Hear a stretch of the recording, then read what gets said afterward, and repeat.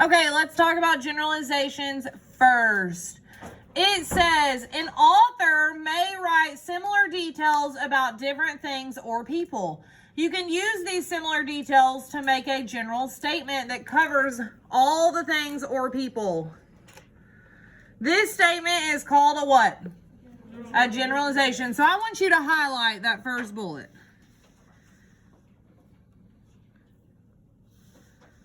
Because it tells us the definition of what? A generalization. A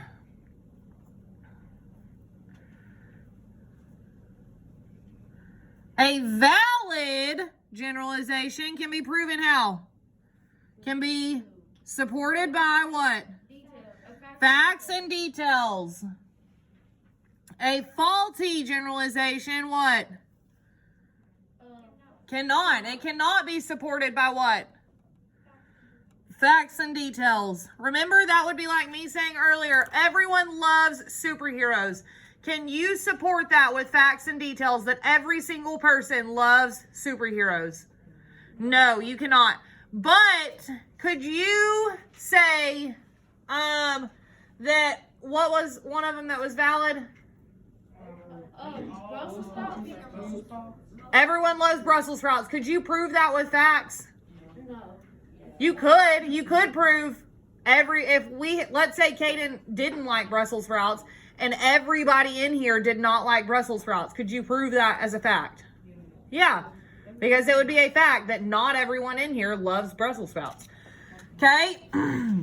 Sometimes an author makes a generalization and uses clue words such as all, many, or generally. Did it also in our video give us other generalization words? Yes. Okay. Now, it wants us to read our story. John heard a program on the radio about diabetes. One woman described how she found out she had the disease. She always felt thirsty, even though she drank a lot of water. She was also really hungry all the time, even though she ate a lot. She went to see her doctor, who said that she should be tested for diabetes because unusual thirst and hunger are generally symptoms. The test showed that she had diabetes. A young boy spoke next. He too was always thirsty and hungry. He thought he was just growing. But one day he passed out at school. As the boy finished speaking, John realized that he was really hungry and thirsty. He was pouring some juice when he remembered he had eaten just a half hour ago.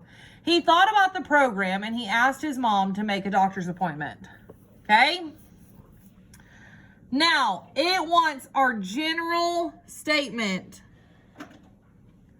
What is the general statement from this story above? It gives us, I will say, it gives you a hint because it's got one of those clue words in it. I want somebody to raise their hand. Raise their hand and tell me if they found that general statement. It's going to be one sentence. And it's got a clue word in it. It's got one of these clue words up here in it. It's a general statement. I said raise your hand. I'm not calling on people whose masks are not up. Our general statement. Colt, what is our general statement? What do you think? It starts at the last paragraph of the first box. Okay. She wanted to see her doctor, so she said she should be tested for diabetes. Unusual thirst and hunger are usually generally. Yes, perfect. That's exactly what it is. So your general statement, I'm not going to write that whole thing. I'm just going to write unusual thirst and what? Hunger are what? Generally, symptoms.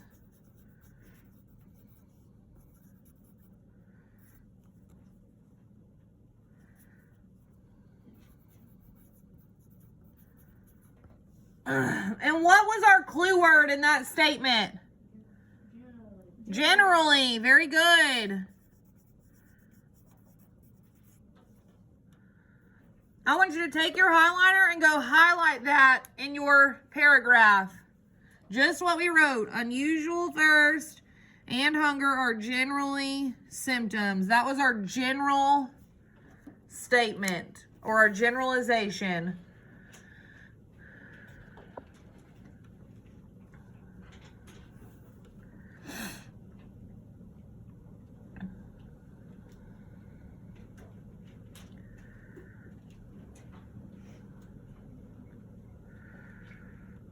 Everybody got it? Okay, now we've got our general statement. Now it's wanting us to support it with what? With details. Boys and girls, if you can support it with details or facts, is it valid or invalid? Valid. So above this, I want you to write that this is a valid generalization. That is a valid generalization. And we know that because it's being supported with what? Facts or details. Very good. Okay, now what I want you to do is you're going to find how many details? Three details that support what? Unusual thirst and hunger are what? Generally symptoms. So I want you to go through and try and find three.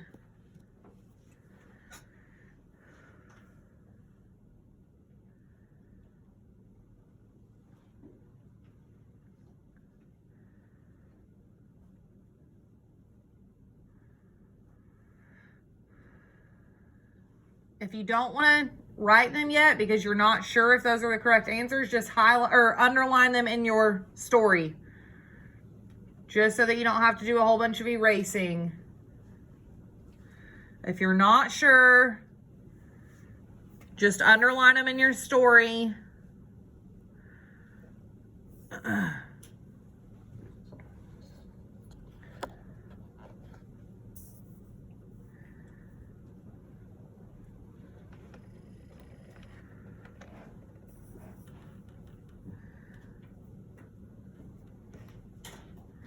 I'm going to write this in something other than pencil so that y'all can see it. Okay. It wants a supporting detail that unusual thirst and hunger are generally symptoms. What did we find, Nisha? Okay, so what could we say? We could say, where'd you find that? He too was, yes, I found it. Right there, that's what she's saying. Who is he? He is a boy. So I'm going to put down here, a boy with what? With those what? Symptoms.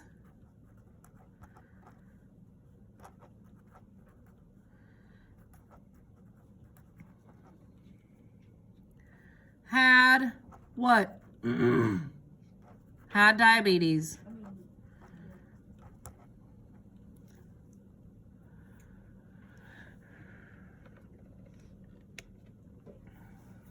Okay. If we said a boy with those symptoms had diabetes, what could we use as our second detail, Carter? She always felt thirsty even though she drank it alone. Okay, who is she? A girl.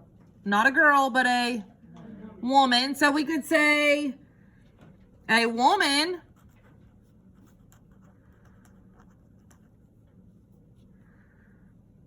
had what? Oh, hold on. Had those what? Had those symptoms and had diabetes.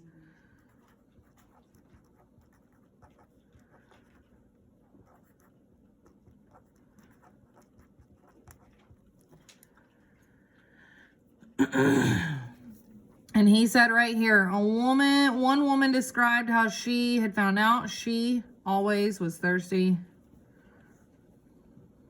She also ate a lot. So we just combine those. And the last one, Nevaeh. Ah, so John now could possibly have what? Diabetes, because he has those what? Those same symptoms. So John also has symptoms of what? Diabetes.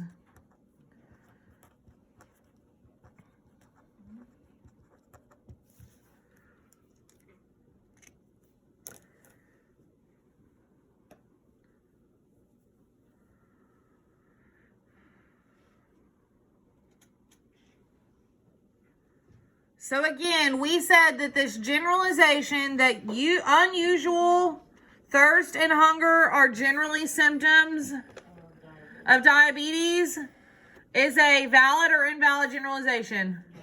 It's a valid generalization because you can support it with what?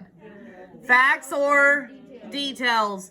Can faulty or invalid generalizations be supported with facts and details? No, they cannot. No, they cannot.